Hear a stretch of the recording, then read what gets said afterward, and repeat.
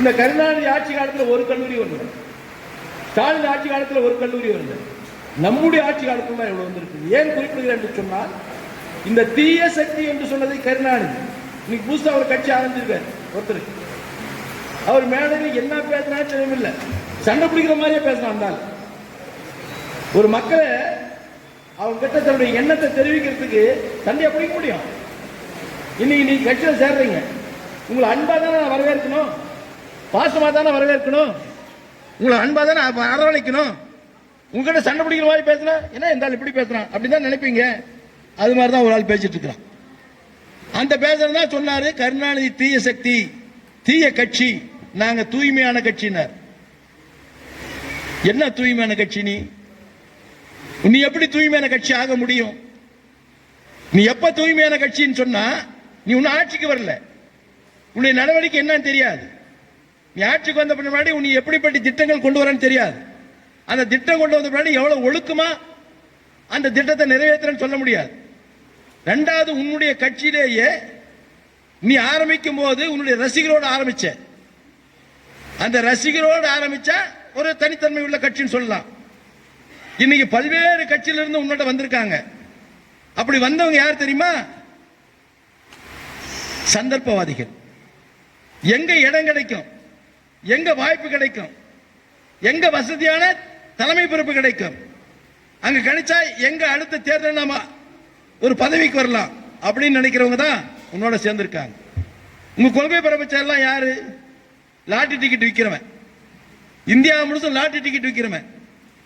அவர் ஏற்கனவே ஒரு கட்சிக்கு போனார், திமுக வந்தார், அங்கிருந்து வெளியேறி விடுதலை சிறுத்தை கட்சிக்கு வந்தார். அங்க விடுதலை சிறுத்தை தலைவர் திரு தொல்மாவன் அவர்கள் பெரிய பதவியை கொடுத்தார், அங்க சண்டை விட்டார், அங்கிருந்து வெளியே வந்தார். வெளியே வந்த இன்னும் பல கட்சிகள்லாம் போறதுக்கு பார்த்தார், நம்ம கட்சிக்கே வர்றது கூட பார்த்தார். நம்ம கட்சியில எல்லாம் வந்தவரை உயர்ந்த இடத்துக்கெல்லாம் வந்துட முடியாது.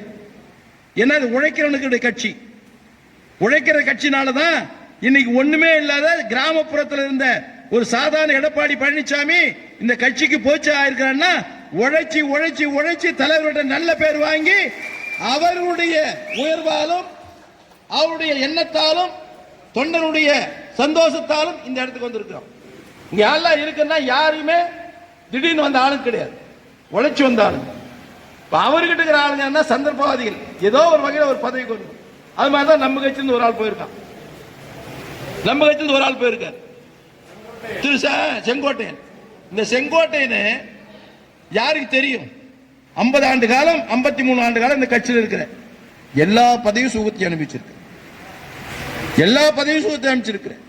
எத்தனை முறை அமைச்சரான, அந்த அமைச்சராகிறதுக்கு யார் காரணம்? இந்த கட்சி காரணம். அந்த பதவி கிடைக்கிறதுக்கு யார் காரணம்? இந்த கட்சி காரணம். இன்னைக்கு பொருளாதாரத்தில் மிகப்பெரிய உயர்ந்த இடத்துல இருக்கிற பல கல்லூரிகளை வச்சிருக்கிற, பல நூற்றுக்கணக்கான ஏக்கர் நிலங்களை வச்சிருக்கிற, அதுக்கு யார் காரணம்? இந்த கட்சி காரணம். இவ்வளவு வசதி வாய்ப்புகளும் இவ்வளவு பதவி சுகங்களும் அனுபவித்த நீ இந்த கட்சியில பல்வேறு வகையான இடையூறுகளை செய்த, இடையூறுகளை செய்தனால பொதுச் செயலர் கூப்பிட்டு அவருக்கு அறிவுரை சொன்னார், கேட்கல. பொது இடத்துல போய் கட்சியினுடைய தலைமையை கெடு வச்சா யார் வைப்பா? ஒரு கட்சி தலைமைக்கு நீ கெடு வைக்கலாமா? அந்த கட்சி ஒரு கட்டுக்கோப்பா இருக்குமா? அந்த கட்சி தானா எங்க உடைஞ்சிடல, வேற வழி இல்லை. கட்சியில் இருந்த இடத்தோம் 55 ஆண்டு காலம் 50 ஆண்டு காலம் அனுபவிச்சு நீ அங்க போயிட்டு புரட்சி தலைவர் எம்ஜிஆருக்கு அடுத்து புரட்சி தளபதி விஜய் சொல்ற வெக்கமா இல்ல? இப்படிப்பட்ட கலவையான மக்கள் தான் அந்த கட்சியில் இருக்கிறாங்க. அதனால அவருக்கு ஒரு கருத்தை சொல்றேன், அது தூய்மை கட்சி இல்ல, கலப்பட கட்சி. எப்படி கலப்பட கட்சினா, செங்கோட்டம் போயிருக்கிறார், இன்னொரு கட்சியிலிருந்து போயிருக்கிறார். இந்த கட்சியில கொள்கை எதுன்னு கொள்கை இல்லாம உங்ககிட்ட வந்திருக்கார். ஆதவர்ஜினா பல கட்சியிலிருந்து வந்தவர், அங்க போயிருக்கார். இன்னொரு பிஜேபி இருந்து வந்தாரு, நம்ம கிட்ட வந்தாரு, அப்புறம் இங்க வந்திருக்காரு, அவர் உங்ககிட்ட வந்திருக்காரு. இப்படி எங்க வாய்ப்பு கிடைக்குது என்று சுத்துகின்ற ஒரு கூட்டம் உன்னிடத்தில் வந்திருக்கிறது. நீ ஜாகிரதையா இருக்கணும்.